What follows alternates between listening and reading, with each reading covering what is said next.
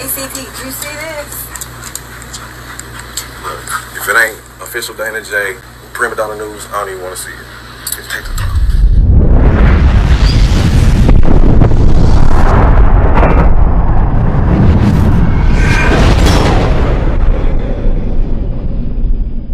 Hello and welcome to my channel. Go ahead, hit the like, hit the share, subscribe if you haven't already. By now, a lot of information is reaching the public, but I wanted to give a little balance before some people hear what's going on and just jump the gun when the topic at hand can be easily misled and misguided by a lot of race-baiting topics that's not going to serve the topic at hand any use. Now, even in the examples I give, you will clearly see the injustice and the difference some people have to go through in order to get their pursuit of justice when others can obviously just know somebody that knows somebody that knows somebody. Check this story out. This is the 84-year-old Kansas City man who could now face the rest of his life in prison. Police say he shot 16-year-old Ralph Yarl after the teen showed up at the wrong house to pick up his younger brothers. Prosecutors describe a racial component to the shooting, but they're not elaborating. We understand how frustrating this has been, but I can assure you that the criminal justice system is working and will continue to work. Yarl's family says they sent him to pick up his brothers at 115th Terrace in Kansas City, but he accidentally went to a home on 115th Street. According to the arrest warrant, after Yarl rang the doorbell, Andrew Lester shot him in the head through the glass door and then again in the arm. At one point, Lester allegedly yelled, "Don't come around here." He saw my nephew there. He looked my nephew in the eye, told him, "Don't ever come back here again," while he shot him in the head. My nephew fell to the ground, and he shot him again. Yarl ran for help, but his family says he was turned away by neighbors 3 times. He was rushed to the hospital after officers arrived and is now recovering at home. Ralph is a miracle, because Thursday night was supposed to be the end of him. Authorities say Lester told them he thought someone was breaking into his house and repeatedly expressed concern for Yarl after the shooting. Police initially detained Lester for questioning and let him go, sparking protests in the city. This should not be the fate of black children! Prosecutors say no hate crime charge will be filed because in Missouri, hate crime charges carry a lower range of penalties than the 2 felonies Lester now faces. Prosecutors defended their delay in arresting Lester, saying officials wanted to thoroughly review the case. Now, clearly, it took a cry out from certain individuals for this story to go viral and make the mainstream media. But I find it very interesting. If you take a look on other cases, you can see that there's no protesting needed for them to do their fucking jobs.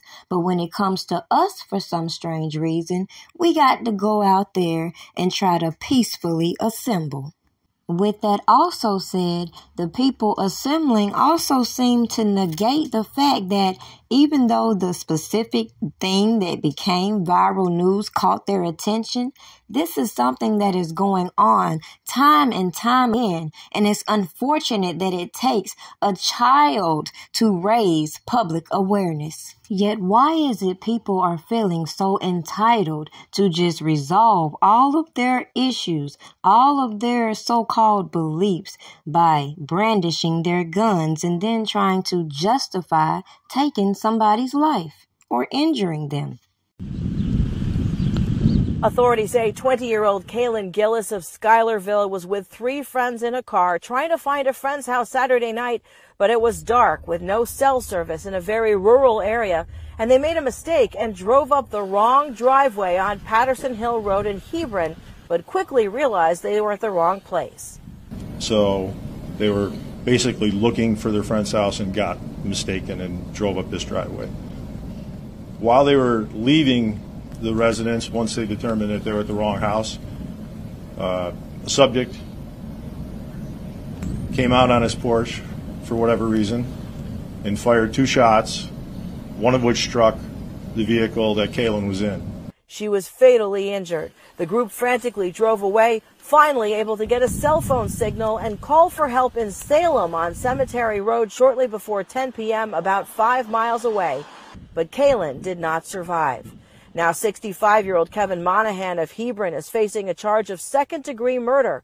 Sheriff Jeffrey Murphy said Monahan was not cooperative and was taken into custody after a standoff that lasted about an hour. The sheriff spoke a little about the young woman who died. From all indications, she was, like I said, an innocent young girl who was out with friends looking for another friend's house. I know for a fact that she comes from a good family, a very good family, and I know them personally. And, you know, she was a young girl that was taken way too young. Investigators do not believe that there was any interaction between the group of people in the car and the suspect before he opened fire. Now, if you did a quick little search, you would realize situations like this arise too common. But the thing is, as I said, it's interesting how certain individuals need a public outcry in order to get specific charges from these officials who are obligated to do their jobs. How is it we've seen so many similar public outcries, yet we keep seeing these same situations arise where individuals feel so entitled and feel they're right in their actions? Then you'll have the sympathizers who in one case say, the man is old, he doesn't deserve life for this. But then if you flip the colors and it was a little white boy and an old black man, they wouldn't give a shit. Will it now be justifiable to see a brown-skinned boy who may knock on the wrong door and you decide that you can shoot him because you can stand your ground even though he's not posing any threat to you? God forbid you take a wrong turn in the wrong sundown town and nobody gives you that same public outcry because nobody knows you. Now, in both cases, we see arrests were made, but we see in another case, it didn't take a protest in order to get that arrest. We'll stay tuned and see how this turns out, or if, yet again, we'll see these moments as just opportunities for people to push their agendas around these gun laws and overlook all of the issues we keep seeing play out. It should be no surprise when we see a rise in all of these mass shootings by youth, when we see old-ass people like this who feel privileged enough to get away with the crimes they commit, whether it's perpetrated against somebody that's darker complexioned or not. They always have little legal loopholes that works for them. Drop your comments below. What do you think about both of these cases?